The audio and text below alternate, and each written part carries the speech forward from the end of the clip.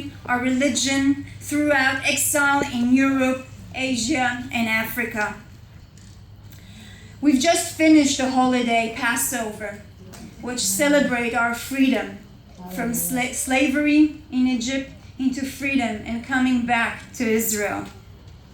And now, coming Yom HaShoah, which as well we remember during this day our past and a genocide that had happened to our people, and how from the Second World War we came to Israel into freedom again.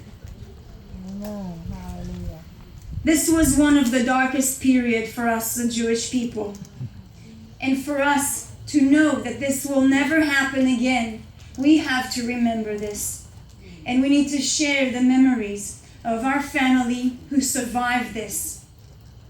Luckily enough for me, I have 2 members of family who had survived this. And so I want to share with you 2 of their stories as well. One of them is my grandfather, Tzvi Ben Dov, who was sent to Auschwitz. The way that he survived this death camp was because he was a child. He was a kid and he had very small fingers, and he was able to participate and work. And so he was stuffing bullets with gunpowders. And this is why he didn't join the death row. My grandmother, Yael Ben Dov, she had a different story. She was able to escape Germany and then moving into the south of France. One of her first love, his name is Zeli. And he used to fix radios for the underground who used to fight the Nazis. One day, they arrived at his warehouse and shot him dead. Luckily enough, my grandmother survived this, even though the neighbors around said he had a girlfriend. But my grandmother, till today, holds his picture in his wallet so that she can remember. They were lucky enough to have children and grandchildren who are able to come and tell their stories and their experience and their past. Unfortunately, during this war, more than 6 million Jews were murdered. Genocide. Not many of them had children to remember them and share this history. And so in Israel, we have built Yad Vashem so that every single one of them will be remembered, and so that this will never happen again.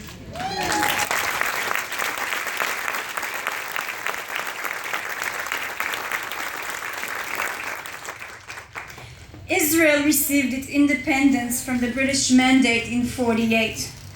This was the first time in years, in generation, that we, the Jewish people, were allowed to come back to our historic home. Many people compare this to the calling of Abraham. And I've found a translation in Hebrew, from Hebrew, which I know. Now the Lord said to Abraham, "Go forth from your country and from your relatives and from your father's house to the land which I will show you, and I will make you a great nation, and I will bless you and make your name great." This is an amazing verse that holds a great meaning for us, the Jewish people. It bears a great promise, but also a great responsibility. You see, since Israel gained its independence from the British Mandate, we, the Israeli people, turned a desert into a cultivating farming area. With the advanced technology that is allowing us to grow watermelons in the desert, literally. We turn a region that has no natural resources into a thriving modern economy with investors from all over the world, a place with no water and barely any rain, to a country that exports water technology. Amen. Woo!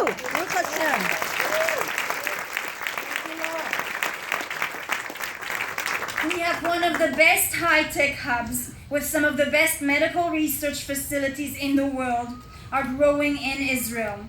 We are a nation that leads the world in developing solar energy, renewable energy, and most of all, we are the people, the Israeli people, who were refugees from genocides, from war, poor as they can be, no possession. We turned into an educated, strong, and moral society. Woo!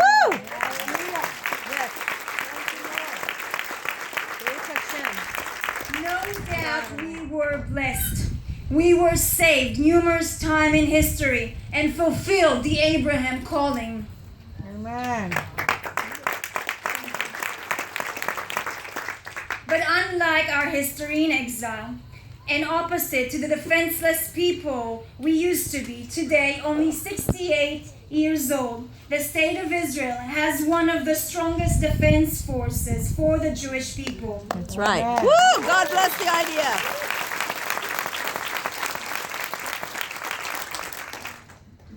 But we don't just defend the Jewish people. We defend all Israelis' citizens, Christians, Muslims, people from various beliefs all around the region. Amen. It may sound strange, but the last and only safe haven for Christians in the Middle East is the Jewish state of Israel. That's right.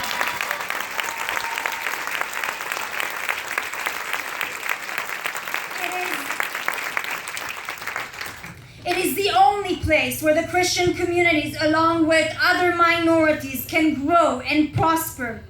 And that happens while around Israel, Christians are captured, murdered, forced to convert into Islam at the edge of a sword, sometimes sold into slavery. Churches, holy places, and sites that stood and survived the test of time are being burned, completely gone. The Christian minorities of Iraq, Syria, Egypt, Gaza are almost extinct. All over the Middle East, only in Israel, the Christian heritage is preserved and Christians are flourishing under the protection of the Jewish state.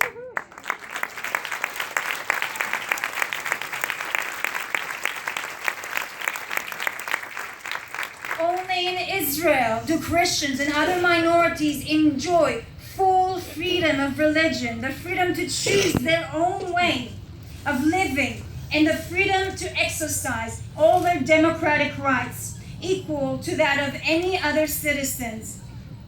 So you see, Israel is not the problem in the Middle East. Israel is the solution in the Middle East.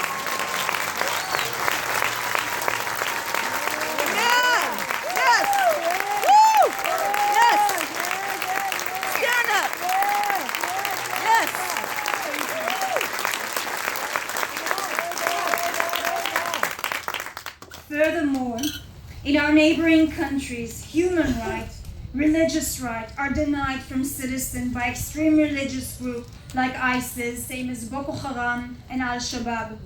But in Israel, Arab, Muslims, Christian, Druze, Bedouin hold key position in the parliament, the government departments, the courts, the IDF, the police, and in the health and education system. Israel had taken in threatened minorities and refugees from around the regions, from the Baha'i of Iran to the Christian in southern Lebanon. Because we remember that every day is a struggle for freedom and for life. Every day is a fight for equality. It is not always simple, and sometimes the price is unbearable and paid in blood. But as Israelis, we know the price of losing such struggle.